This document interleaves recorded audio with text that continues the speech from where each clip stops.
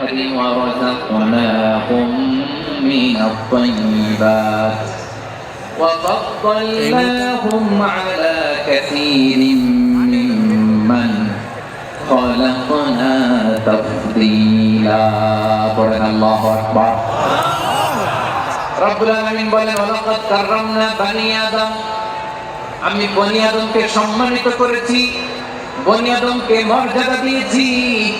ওয়া হামালনাহুম ফিল বাররি ওয়াল বাহর বনি আদমকে জলে স্থলে এবং সমুদ্রে চলাচলের বাহন দিয়েছি ওয়া রাযাকনাহুম মিনাত তাইয়্যিবাত তাদেরকে পবিত্র রিজিকের বন্দোবস্ত করেছি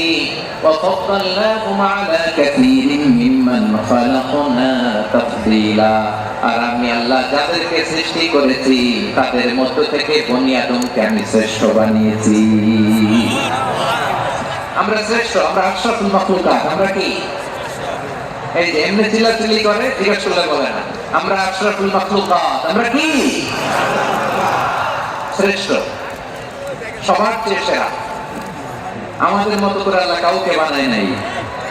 দুই পায়ে ভর করে শীত দ্বারা এরকম স্ট্যান্ড রেখে মাথা উঁচু করে দাঁড়াতে পারে এরকম কোন প্রাণী পৃথিবীতে আছে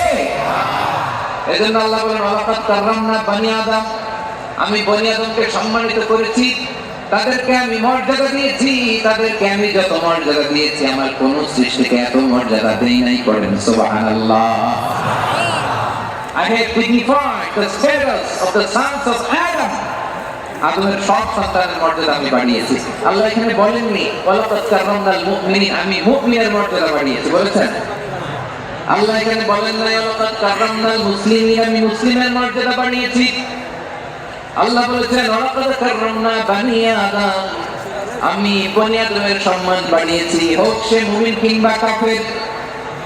মুসলিম কিংবা মুশরিক আস্তিক কিংবা নাস্তিক আরব কিংবা অনারব যেই হোক না কেন আদম সন্তান সবগুলার মর্যাদা বাড়ায় দিয়েছে কে